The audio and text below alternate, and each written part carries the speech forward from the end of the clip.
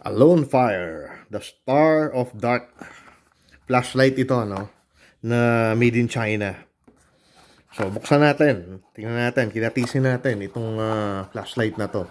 So, yung laman ng kahon, dalawa lang item. Yung flashlight itself, at saka itong USB-C na cable for charging. Wala siyang kasamang charger. So, gagamitin mo yung existing mong charger na ginagamit sa cellphone para ma-charge itong flashlight na to.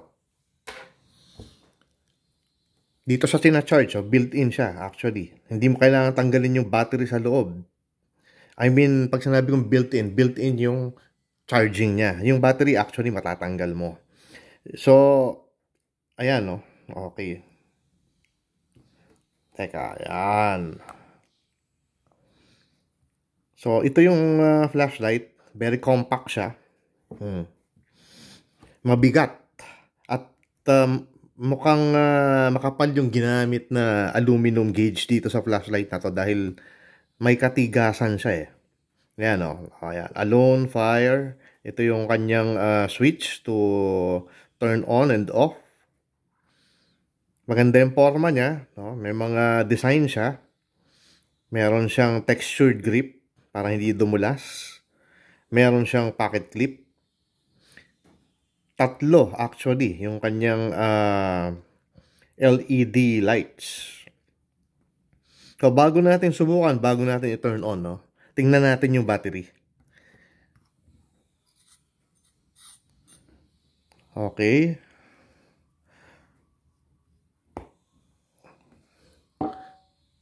Ito yung battery niya, no? Ito. Alone Fire BR18350. 1,200 milliamperes, 3.7 volts.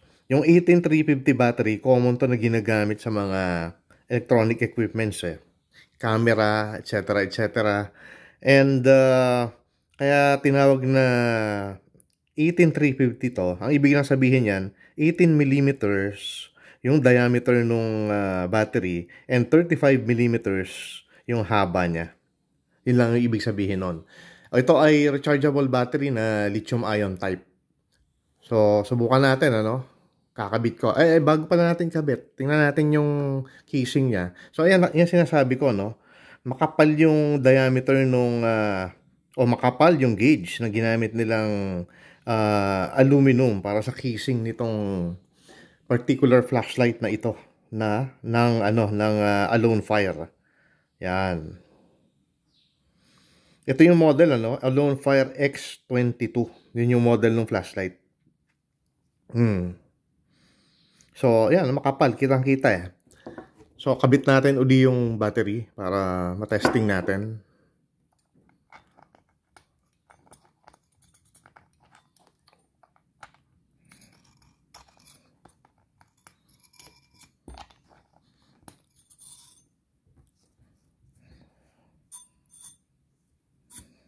Yan.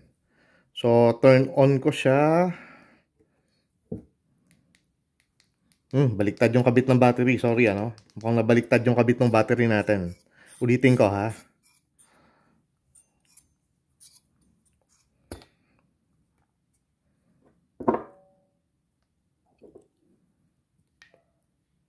Okay. Take 2.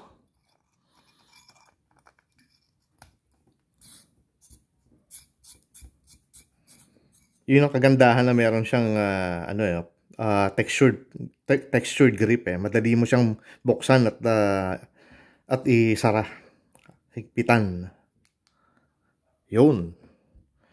So kahit nabaliktad ko yung battery kanina, okay lang parang meron siyang protection, hindi siya naapektuhan Ayan siya So ito yung pinakamalakas na mode niya at malakas siya at ang beam pattern nito kumpara sa mas maliit na flashlight. I mean, yung mas maliit ang dito, Kasi ito tatlo nga ang LED nito eh.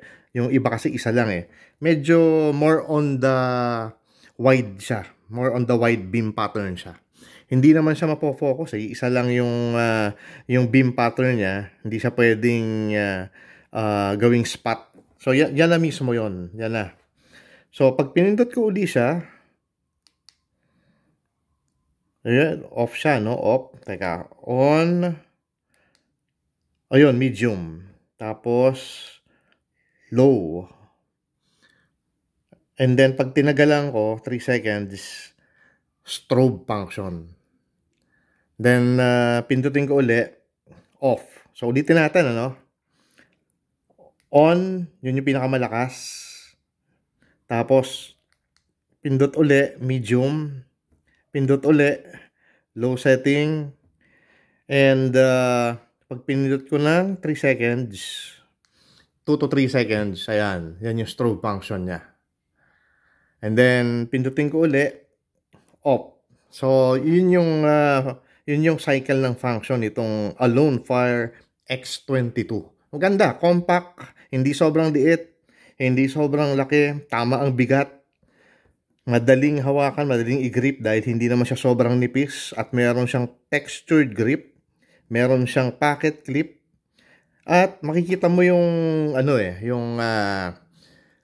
yung natitirang battery power mo dahil pag inon mo siya, yan, hinaan ko lang yan, pag inon mo siya, makikita mo meron siyang power meter eh.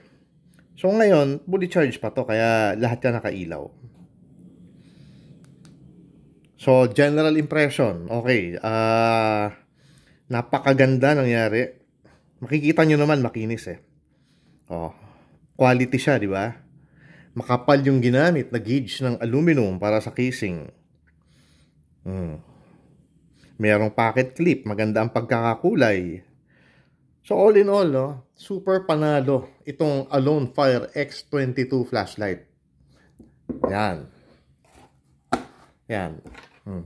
Kasama na nga, sabi ko nga kanina, walang kasamang charger kasi gagamitin mo sa cellphone mo. Pero sinamahan nila ng cord na USB-C na dito mo lang i-charge. So maganda kasi hindi mo na kailangan ng extra charger na, ibig sabihin yung hindi mo na kailangan tanggalin yung battery para yung battery mo ilagay sa charger. Kasi yung mismong katawan ng flashlight, siya na yung nandun na yung charging socket para ma-charge yung rechargeable battery mo. So yun lang, lagay mo dito, saksak mo sa cellphone charger yung dulo, yun na, magcha-charge na siya. So that's my quick unboxing and quick review dito sa Alonefire X22, and highly positive ang nakita ko dito sa flashlight na to kasi maganda, malakas ang ilaw, at tama, everything's right with this flashlight. So okay, thank you for watching, till the next video, till the next review ng kung ano-anong gadgets at adventures natin.